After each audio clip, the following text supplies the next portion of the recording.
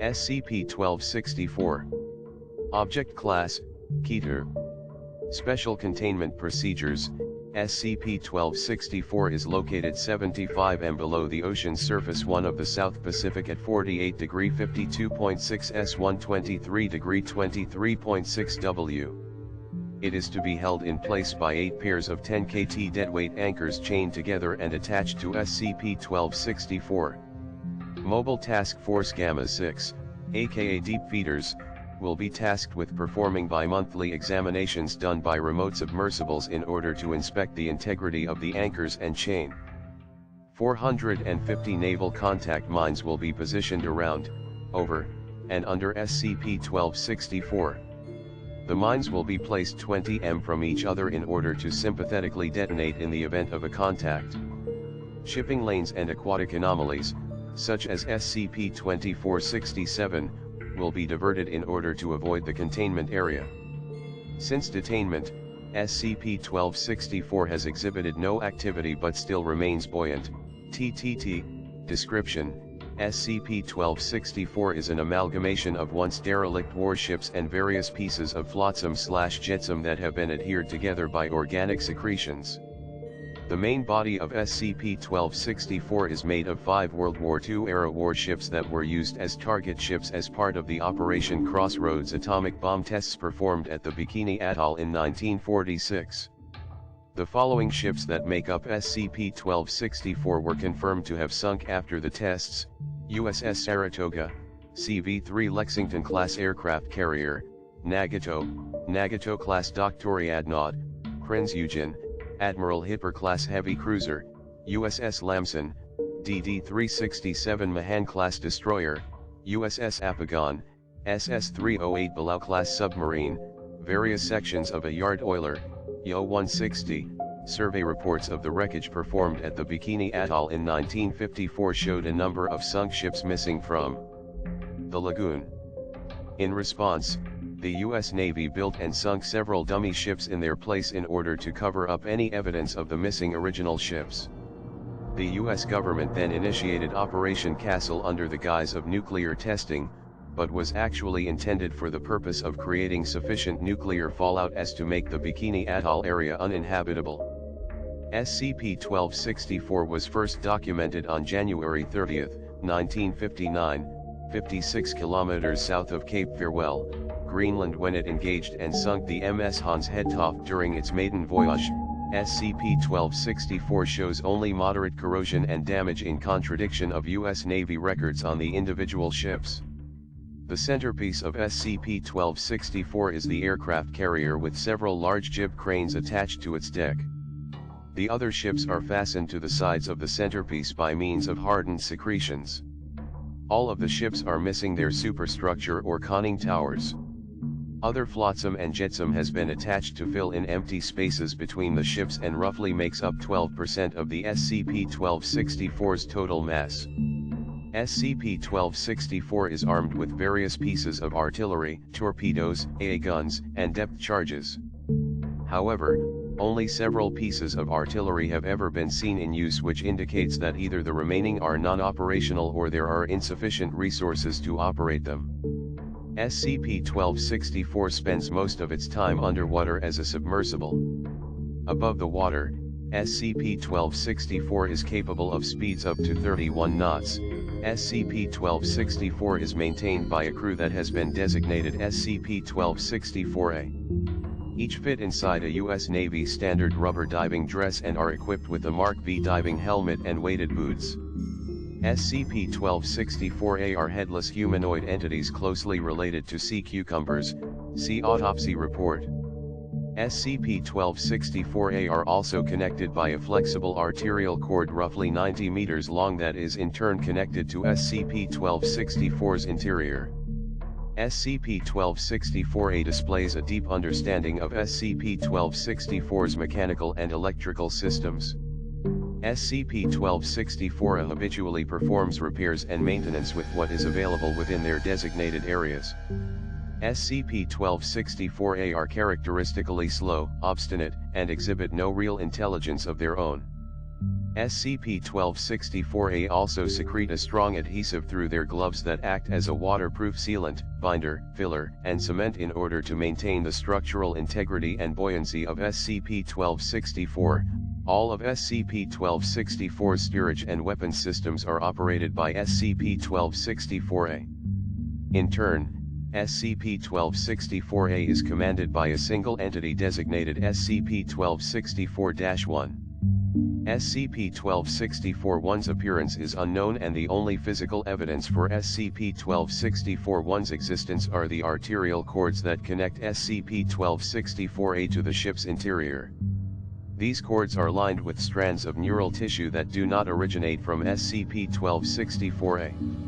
This indicates that SCP-1264-A is directly connected to a separate biological entity, or that SCP-1264-1 is actually the collective consciousness of SCP-1264-A. SCP-1264-1 has proven on numerous occasions to be a hostile and skillful tactician of naval warfare. SCP-1264-1 has been reported in some cases to transmit radio signals via ELF radio. To date, SCP-1264-1 has engaged civilian and military vessels and has sunk of them, though SCP-1264-1 has shown a preference for passenger ships over other vessels. After the destruction of a vessel, SCP-1264-A will then throw fishing nets on top of survivors floating in the water. These nets are then attached to the hull of the sinking vessel or an anchor so that it will drag down the net and its contents. Post-incident recovery teams using submersibles are unable to locate any corpses underwater after they are dragged to the bottom. In 20, SCP-1264 was involved in a protracted engagement with MTF Tau-11, aka can openers, and was effectively suppressed. In its impaired condition, SCP-1264 was then towed out under armed escort to its current containment area for indefinite detainment. Level 2 access required, access granted.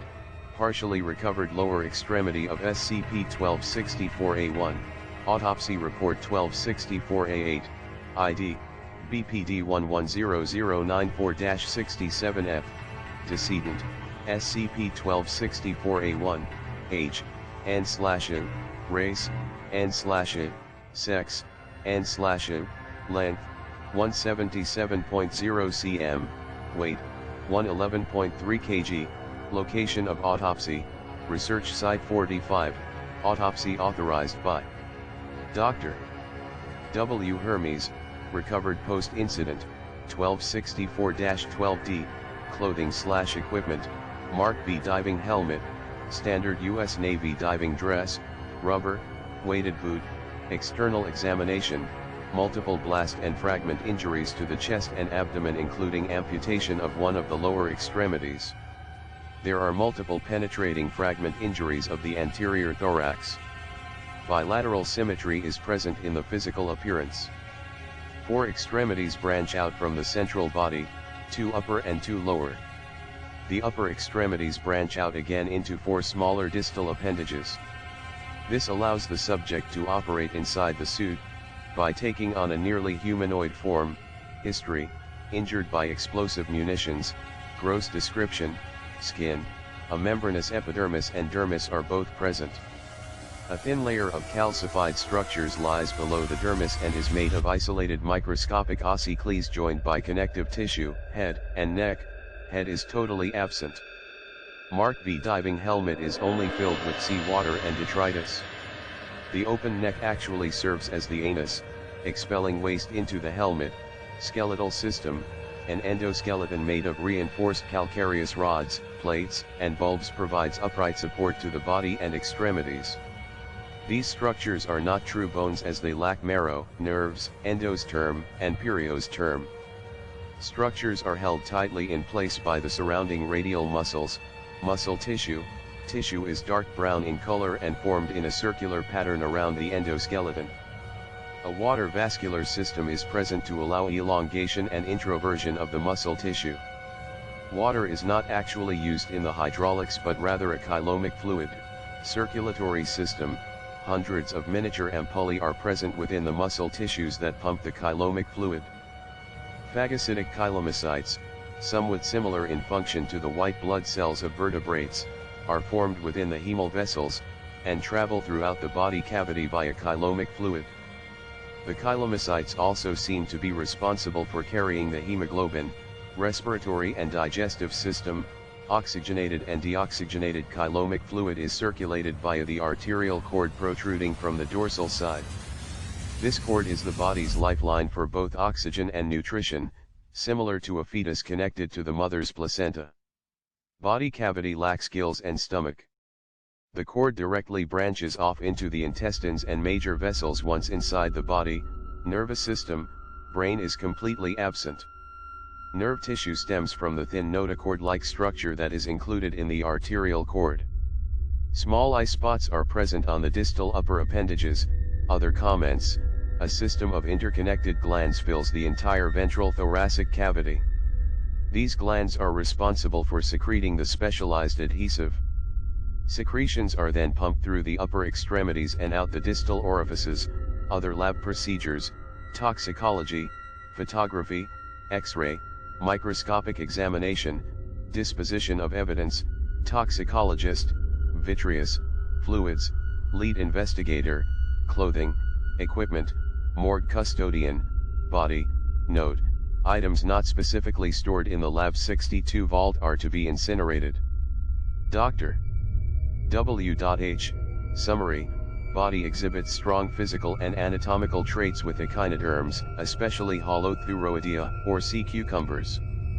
Though the body includes many independent systems, it is completely dependent on this cord for sustenance and direction.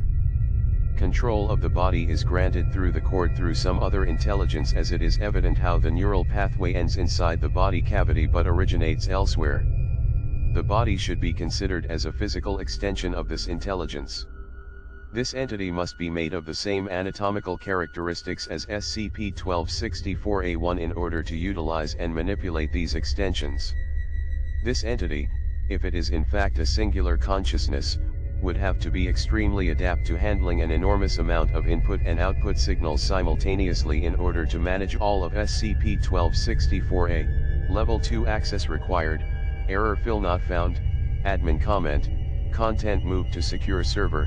Footnotes: 1 below 75 m is considered to be SCP-1264's crush depth based on engineering analyses.